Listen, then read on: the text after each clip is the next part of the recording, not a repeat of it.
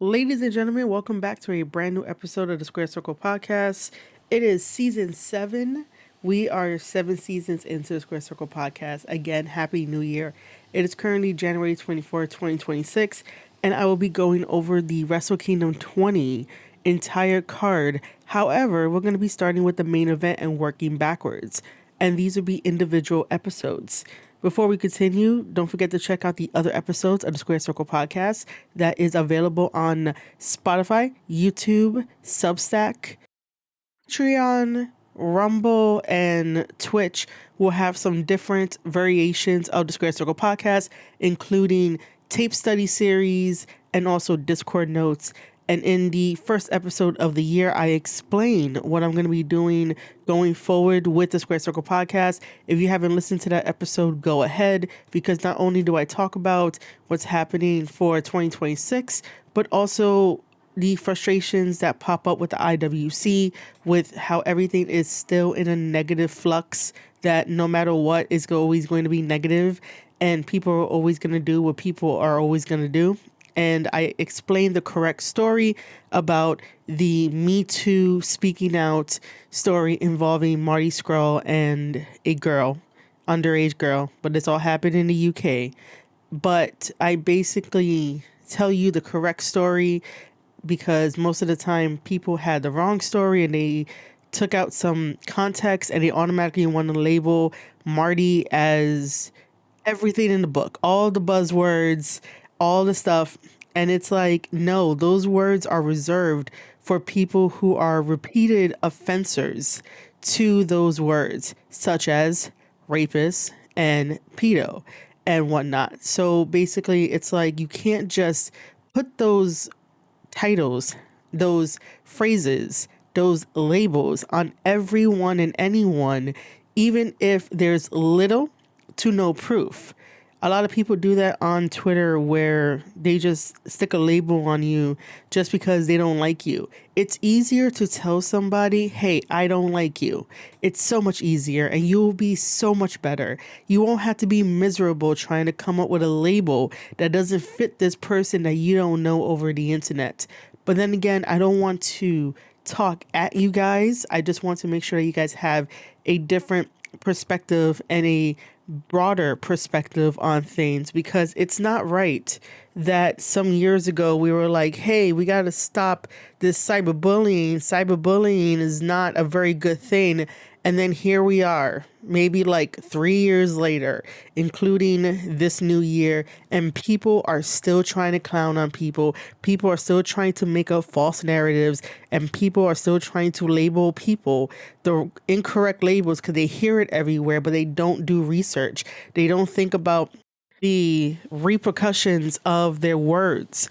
Just because you feel protected that nobody could come to you because you're just typing away on your phone or your laptop doesn't mean that you're not findable.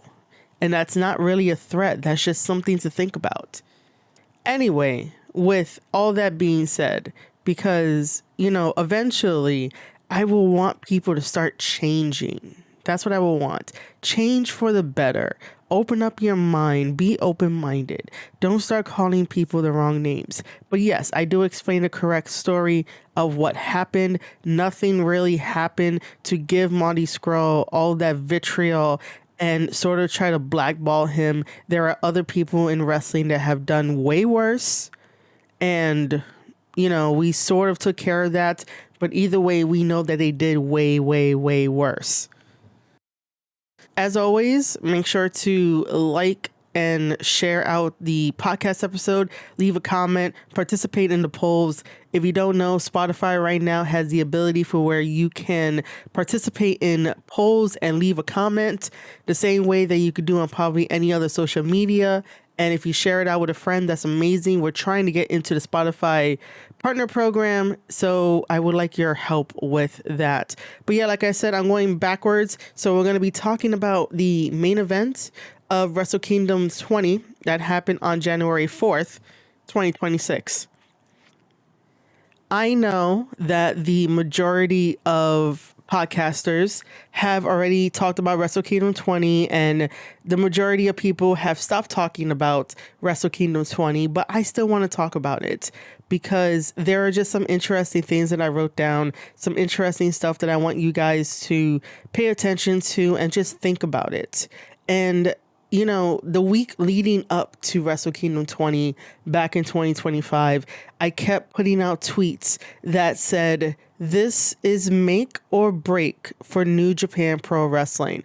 New Japan Pro Wrestling, even with its bad economy and the bad immigration status because they decided to take in illegals that do not care about the Japanese culture, because these illegals don't care about any kind of culture and they do not want to assimilate, which was a bad idea to take them into Japan and have Japan's lovely culture and aesthetic and way of life being destroyed is not good for anything. However, what I just mentioned, I never want to use that as the excuse for why New Japan Pro Wrestling is making the decisions that they're making, which leads to people leaving for quote unquote greener pastures of Tony Khan's checkbook. I never want to use any of that. Sometimes people online want to continue to be, it's the economy, it's their yen, the yen is down. And I've said it before on previous podcast episodes that money is going to rise and fall no matter what you do. If somehow money stays stagnant, meaning that there's no peaks, there's no valleys, there's no dips, there's no high points. And if it just remains a straight line, that is when you should worry. Even if you're not a mathematician or you don't understand the economy very, very well, like other people might understand the economy very, very well. But I can tell you that if the economy, if that line, right? If that line is stagnant and it is straight, that is when you have to worry. But if the lines are going up and down like a valley, like a roller coaster, you don't have to worry as much. If it dips, yeah, you got to worry, but eventually it's going to come back up. And then when it goes back up to its peak, everyone is going to be happy because money is flowing in. It's supply and demand. It's buying. It's using money here and there to put back into the system. That's how I remember economy wise and stuff like that. That like when you spend money, it should go back into the system and do like a loop, if you want to think about it that way, if it's easier for you. And then eventually, you know, we all get some stuff. Now, am I saying that this is 100% perfect? No. Most people, whether they have a podcast or don't have a podcast, or you talk to them about certain issues and whatnot, they think that everything has to be a utopia. They think that everything has to be equal, that everybody has to get the same thing. And it's like, no, nothing is perfect in this world. You got to work for it.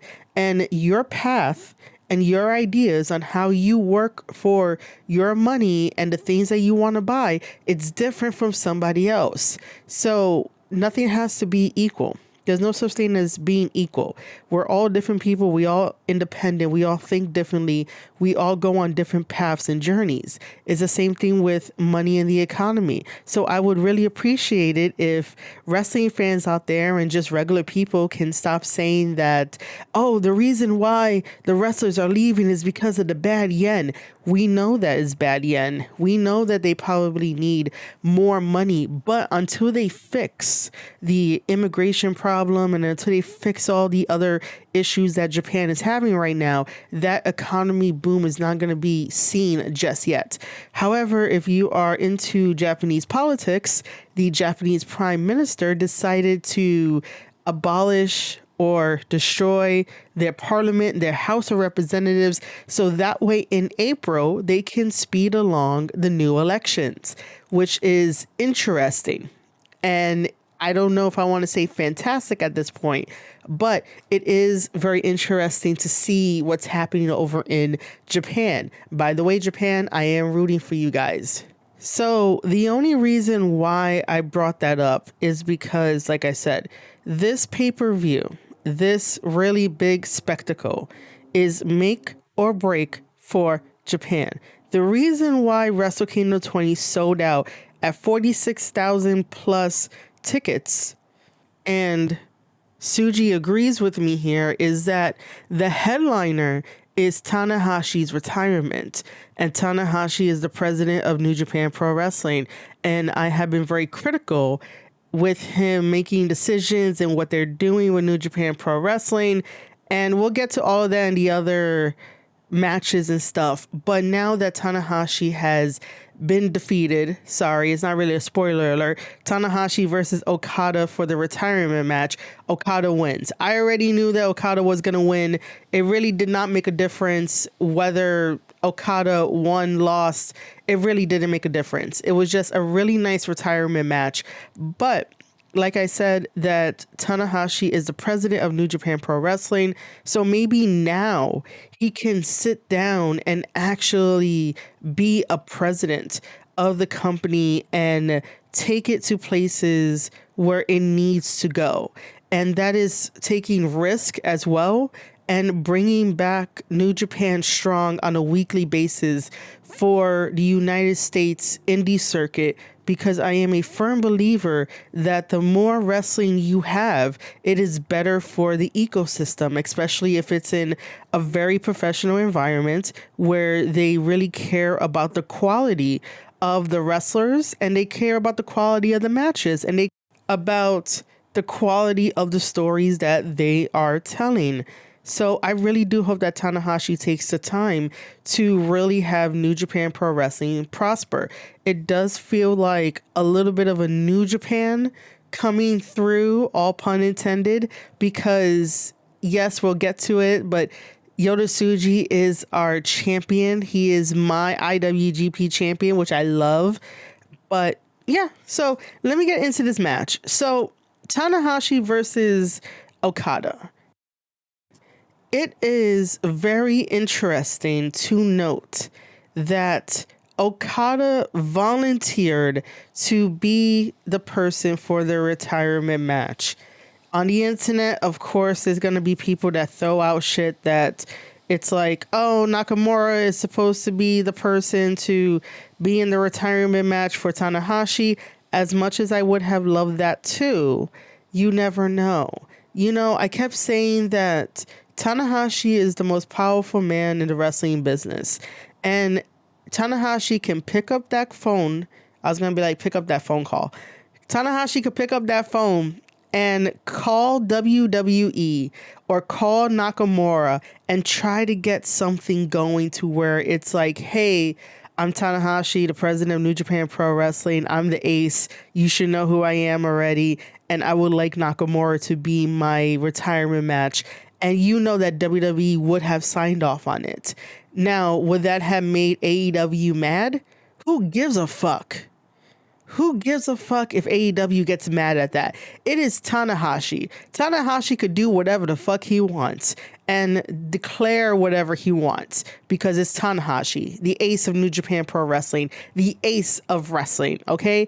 Tanahashi could do whatever he wants. And he could have called WWE just to have Nakamura come over and wrestle. Now, does that mean that a partnership could have formed with WWE? I would have definitely pushed if I was part of management. I would have been like, look, you got to cut ties with AEW because it is not helping. It is not working. By the way, there is a thread on Twitter that was started by Raj about asking people if New Japan Pro Wrestling has been benefiting from the partnership with AEW. And I am very glad to report that the majority of the comments are no, no, no.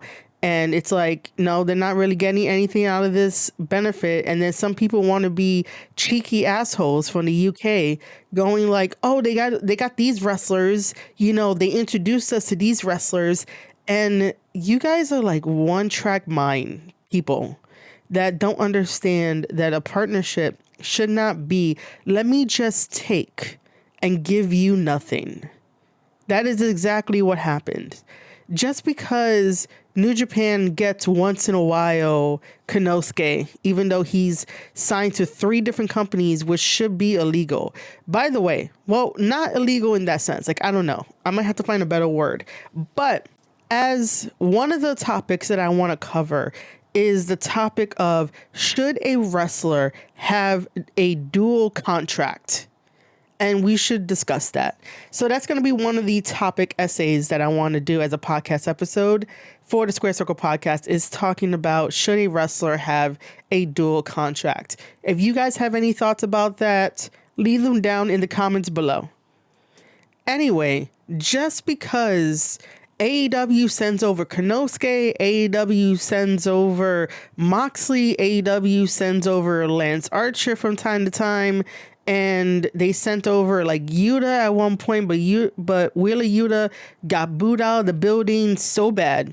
You know, even though AEW sends over some people, that still doesn't mean that the partnership is beautiful and viable, because it's like just throwing them a bone of like, oh shit, you need someone to fill in a spot. Let's go throw in like Eddie Kingston. Let's go throw in Moxley. Let's go throw in these people that are never going to complete a story that's over there. Do you know how many years it's been since Jon Moxley and Shota, that story that needs to be finished, but it's never going to get finished because AEW doesn't know how to finish stories. They always jump to the next, or they always pivot, and then they're like, oh, well, we never finished this.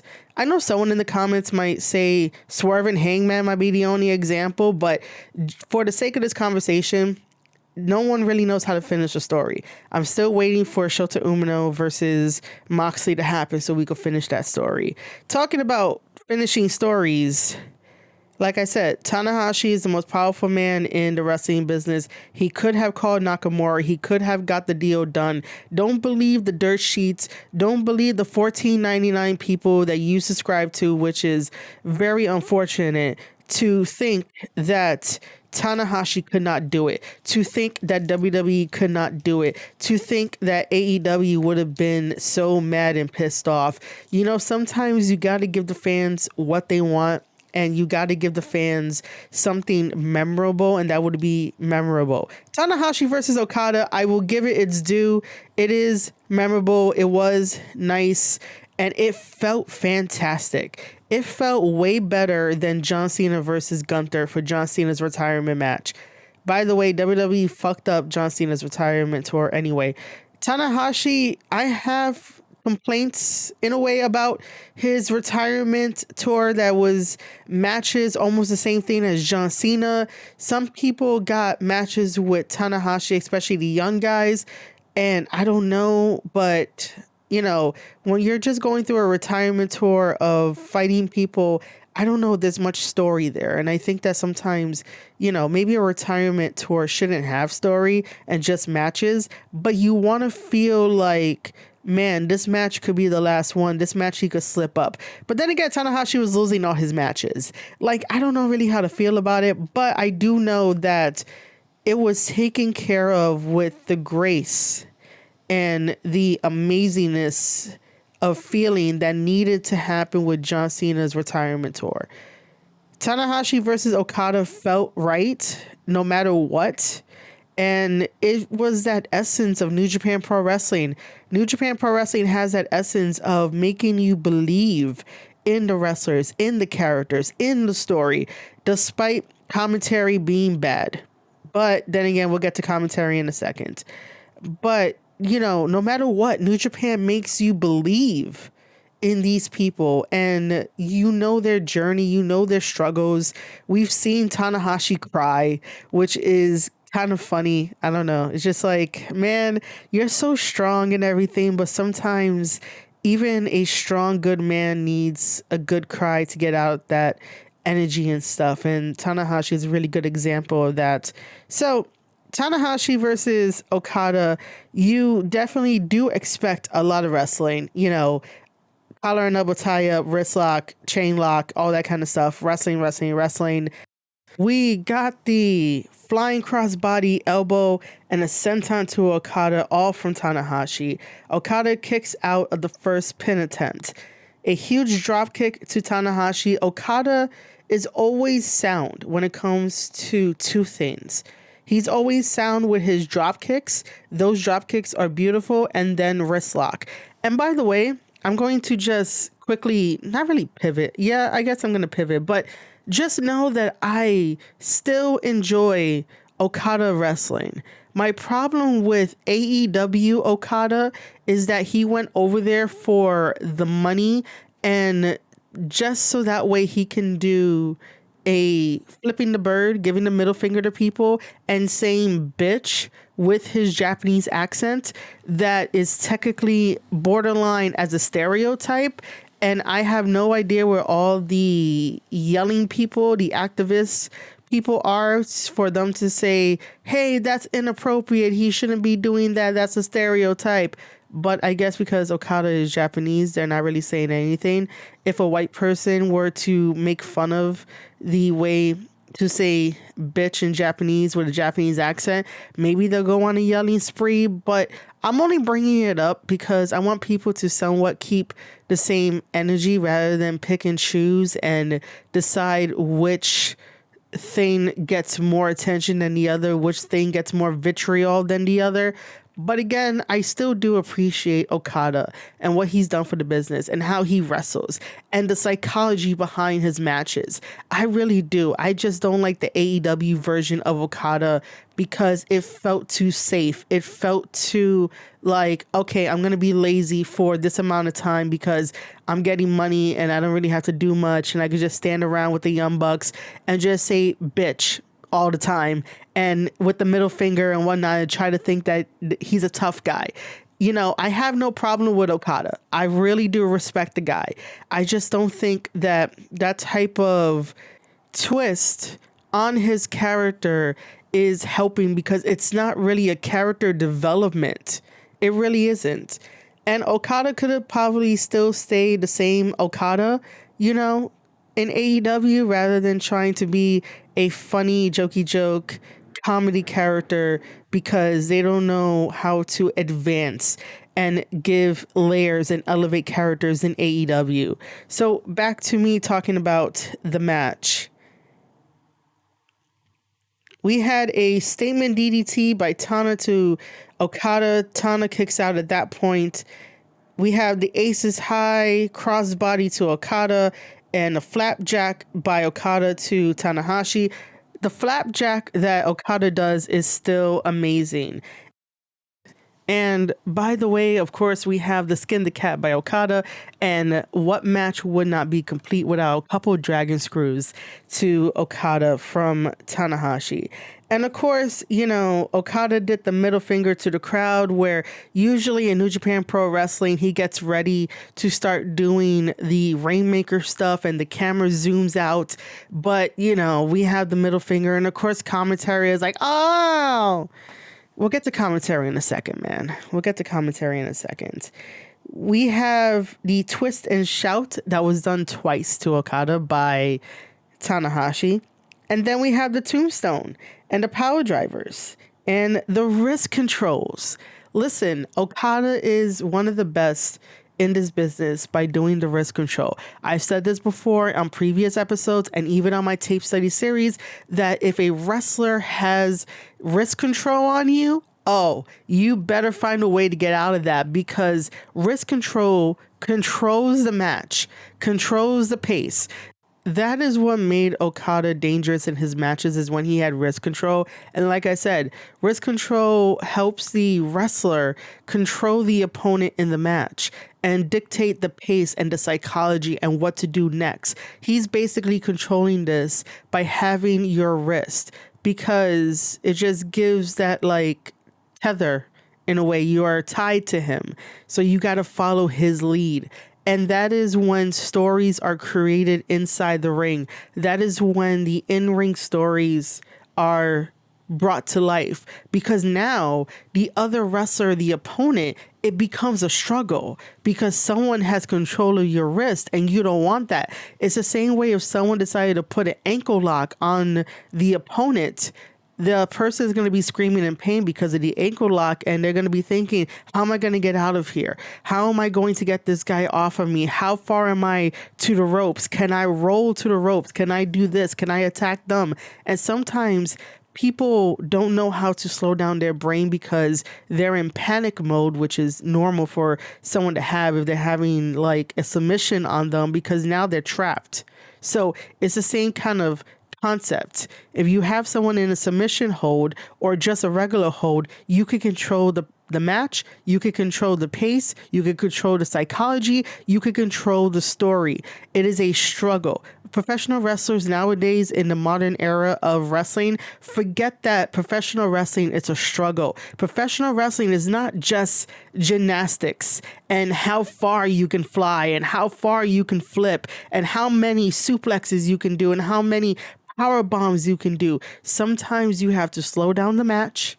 Sometimes you have to get the people involved into the match. And when I say people, I mean the fans, the audience, the crowd. You got to get them into the match. You have to allow the fans to form in their own head that the opponent, whether they are a babyface or a heel, you have to get the crowd to react emotionally to what they are currently seeing. So when Okada grabs your wrist, make sure that it is a struggle. So that way you as the opponent is telling the fans, hey, he got me in a really bad hold. This is going to be bad, guys. So I have to try to get away from his grip and I need to struggle against him. And then Okada, obviously it should click for Okada being like, no, I'm the one in control, bitch, and do something that can take that thought to the next level and have the fans come in and either boo, cheer, or whatever, but you got to get them to react.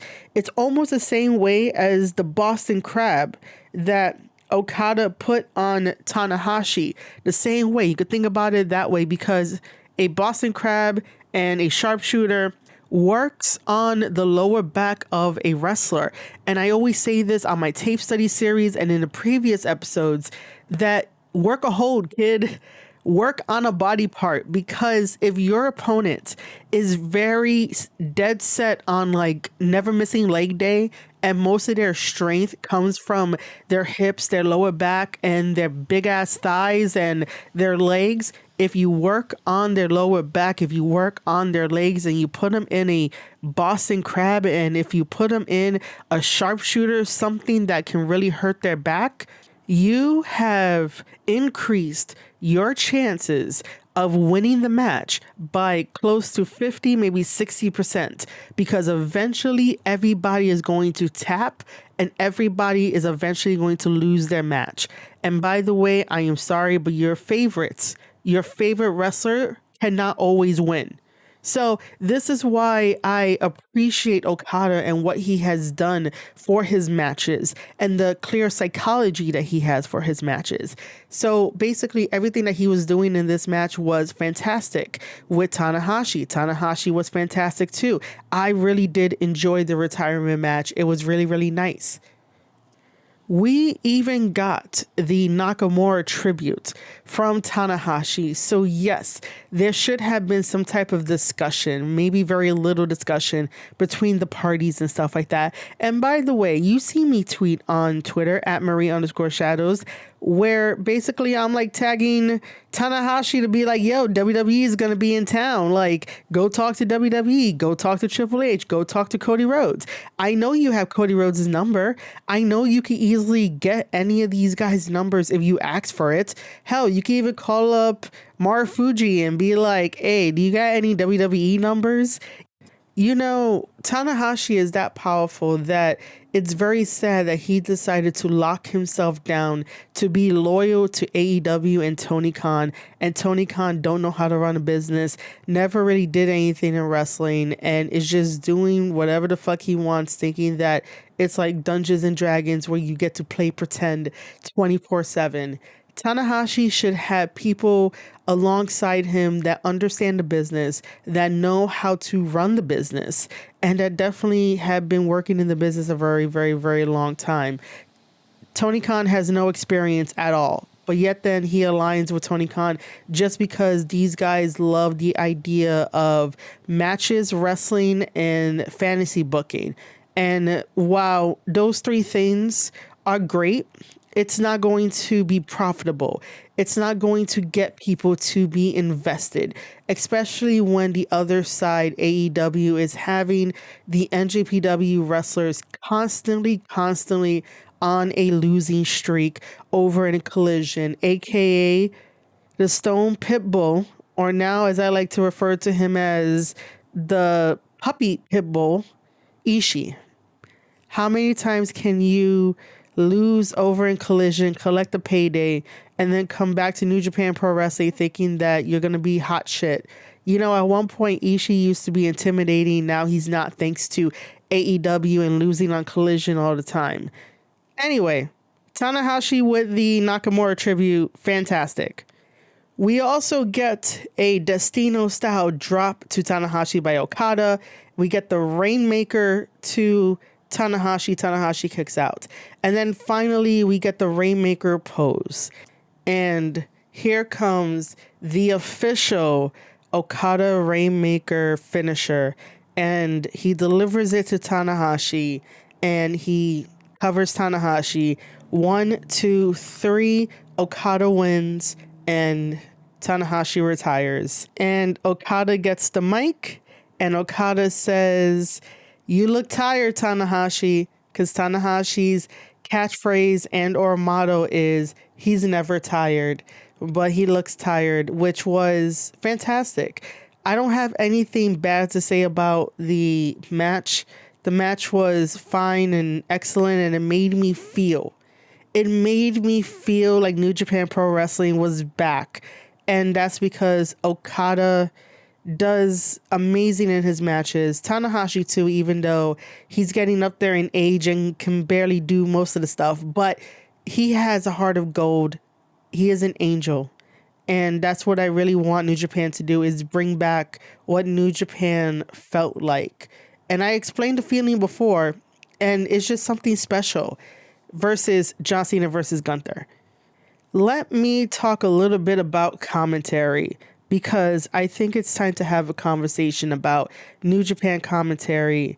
And that is, this was a trios commentary thing going on, a situation, because Rocky had joined the commentary team, and I don't know why. Just because you're out there to second Okada, just because it's an AEW thing, like, stay at ringside and second Okada. You don't need to be on commentary. That's just how I feel about it.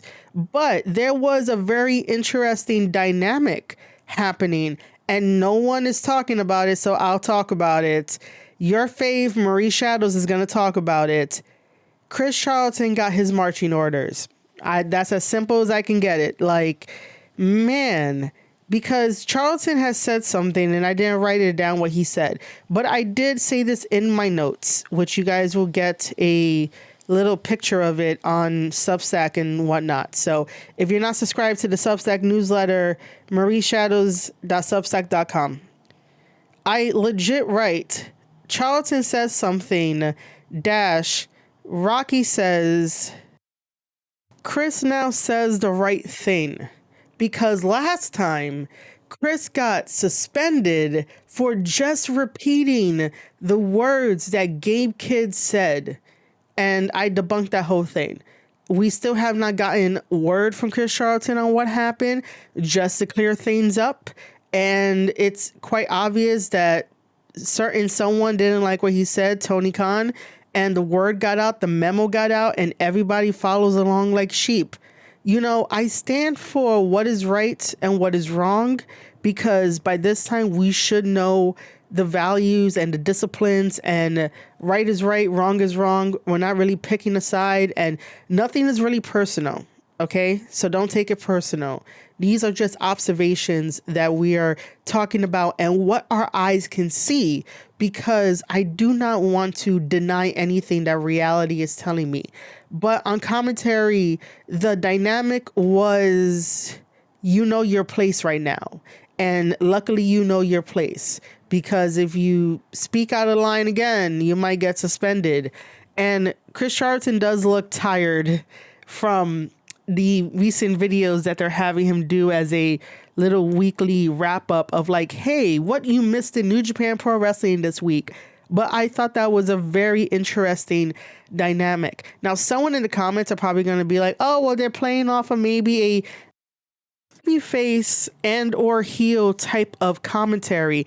Nope. Because even if Rocky has to be like, Chris, now you're saying the right things, how come Walker isn't getting in there to back up his buddy, Chris Charlton, that has been showing him the ropes about commentary, that have been helping him out probably with the Japanese, that have been helping him out with doing this and doing that.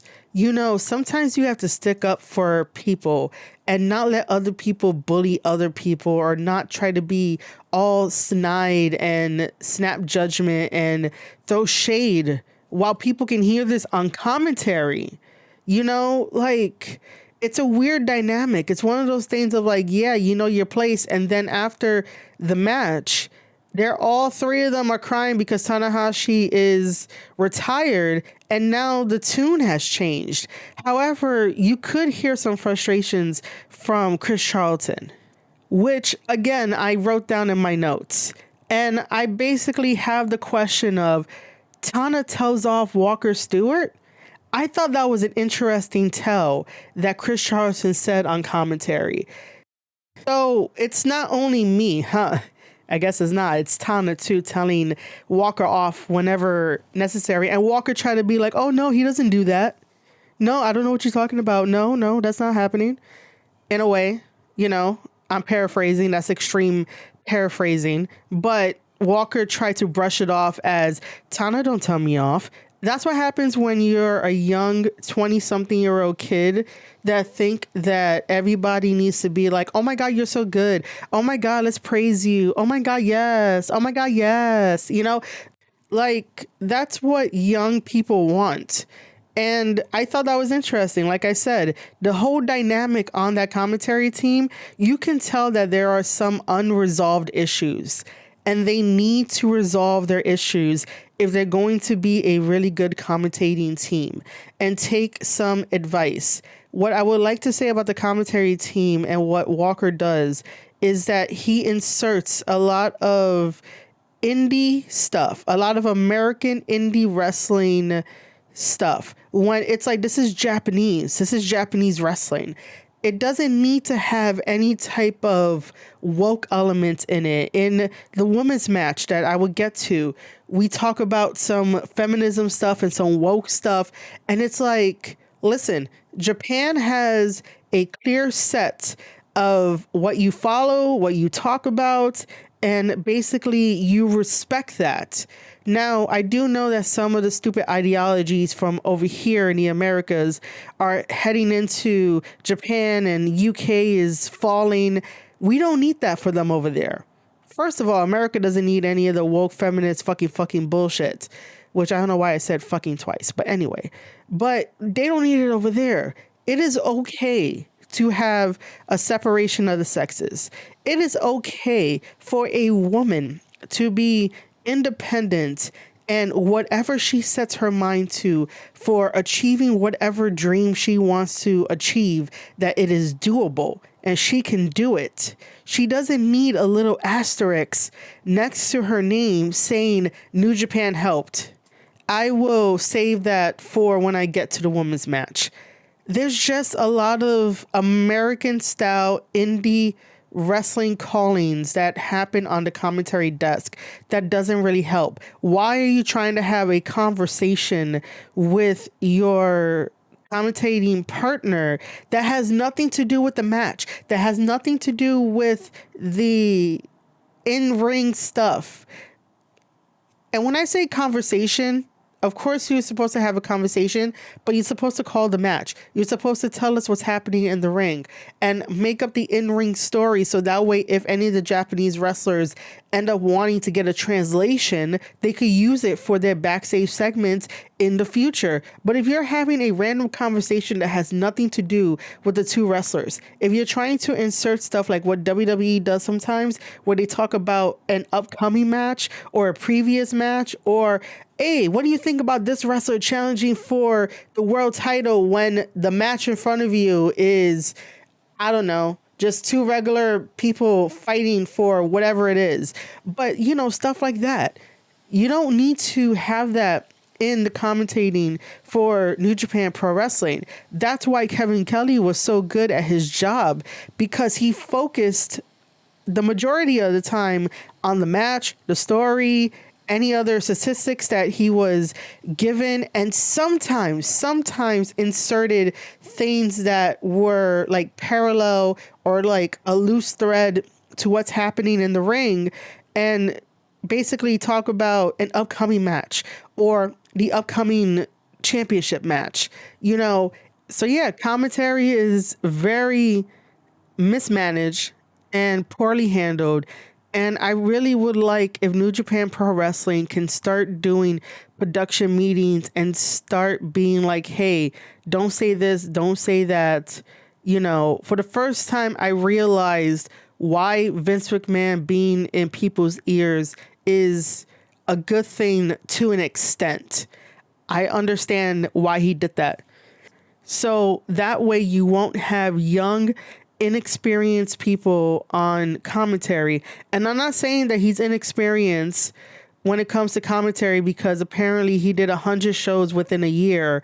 And it's like, that's fantastic, but you still needed more time on the indies and still needed a little bit more training in commentating. And that's fine. That's cool. I'm not taking that away. But when I say inexperience, I mean life experience, because he is so young, but he thinks that he knows everything around the world. And this is why I talk about stuff and try to give you guys a different perspective of different cultures, or I talk about stuff and give a different perspective of what's happening in current events in the United States of America, and be like, guys, it's not as big as you guys are making it, and you guys have to stop denying reality.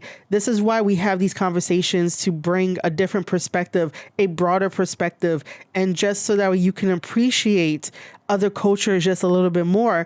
Because we're not supposed to go around and be like, hey, I believe in such and such. Why are you not believing in that? You should believe in that. You got to believe in yourself.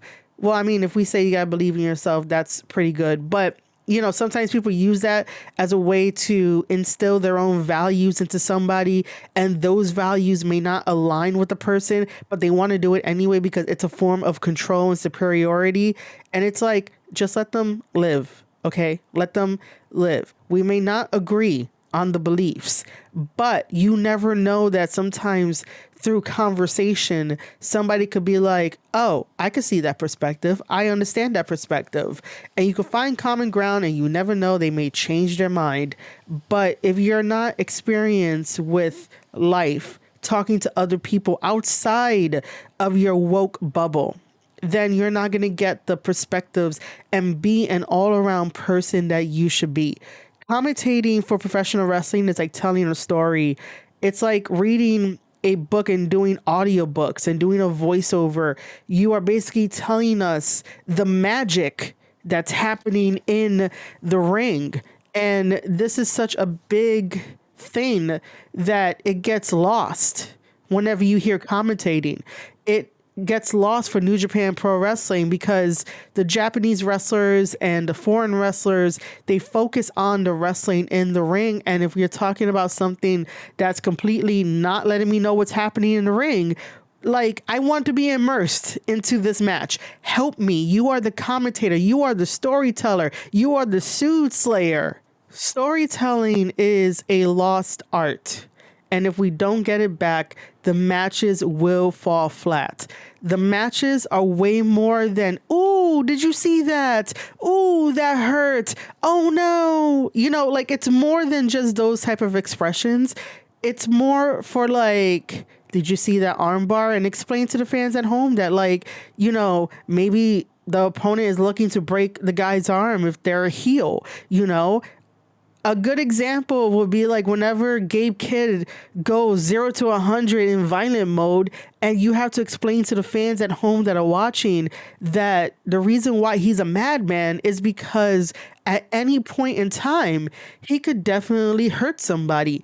In any point in time, he could break somebody's arm. In any point in time, he could do whatever it is because he's a madman. He is violent. We have it on record that Gabe Kidd would do anything and everything to hurt his opponent, to make sure that his opponent bleeds because he's a madman.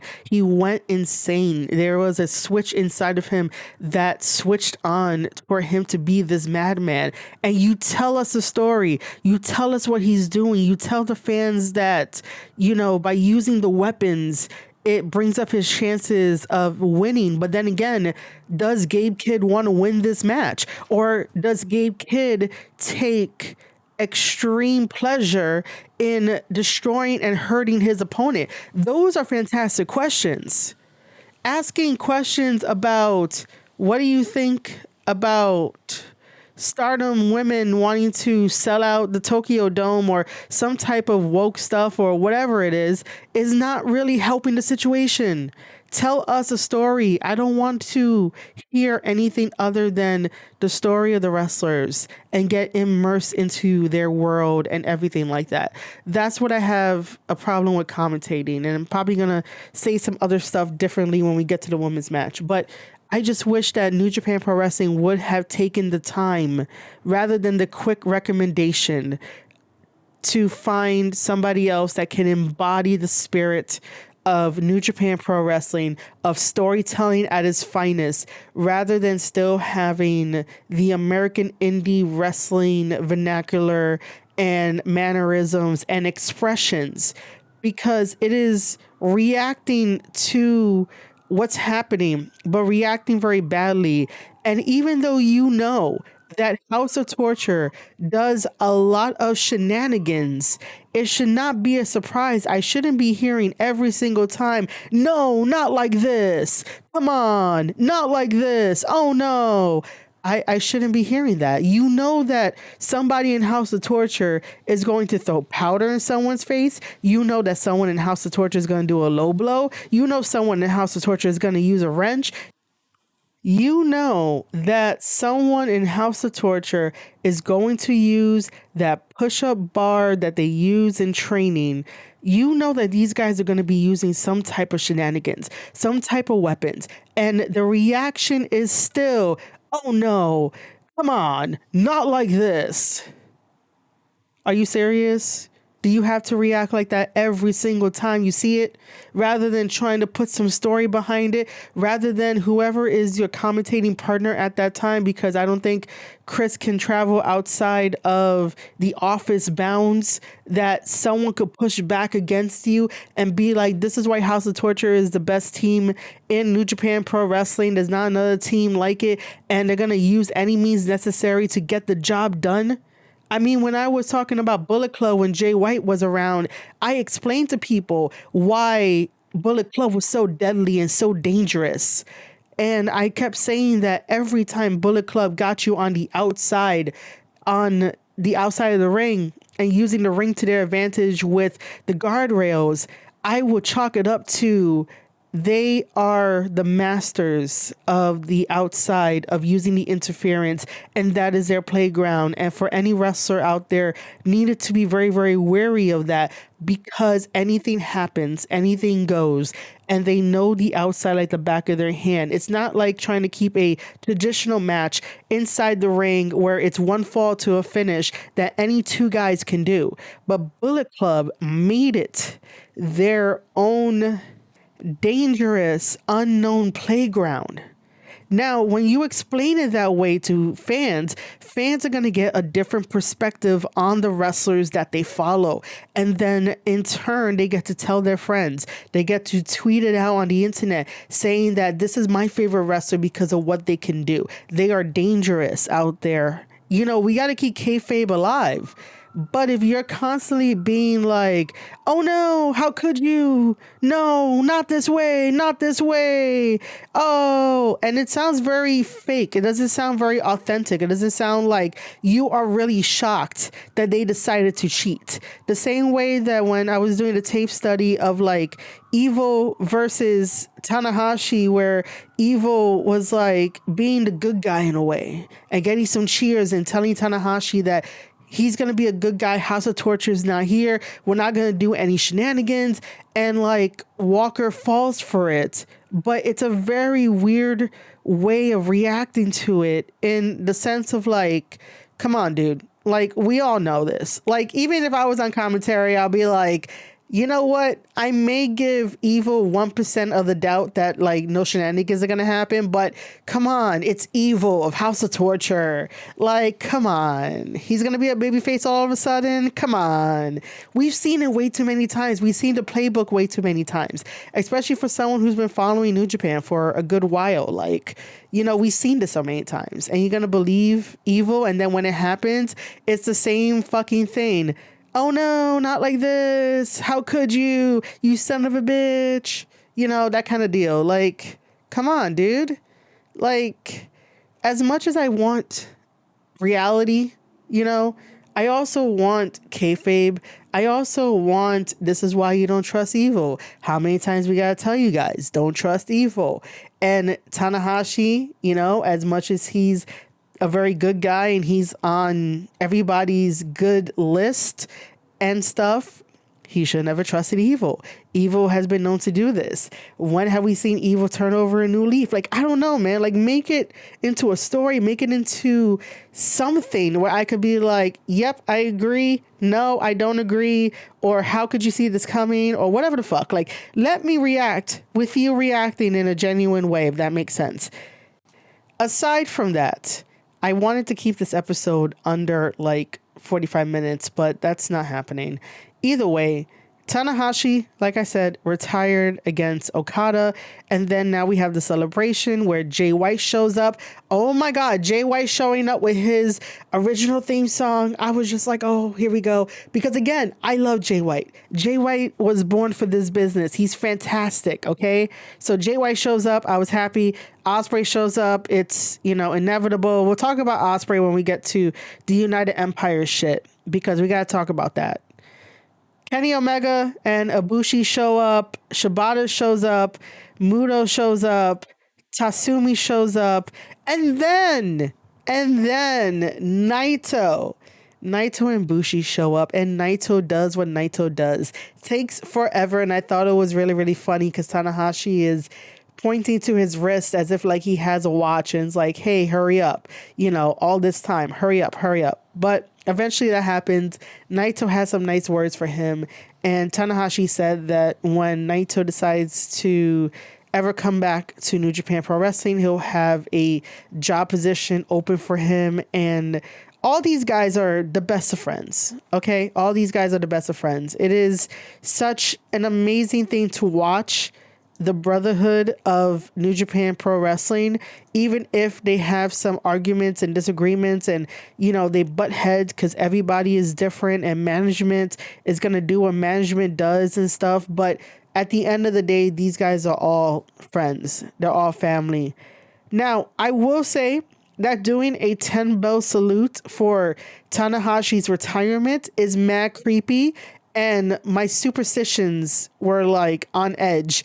Please, New Japan Pro Wrestling, if you are listening to this, do not do that again. Do not do a 10-bell salute for someone that is still alive. You guys could have done something else. Don't do that again.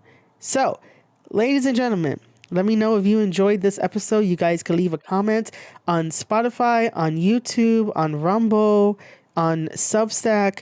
By the way, just so that way I could just reiterate this, patreon.com/Marie Shadows will have both wrestling stuff and also Discord notes.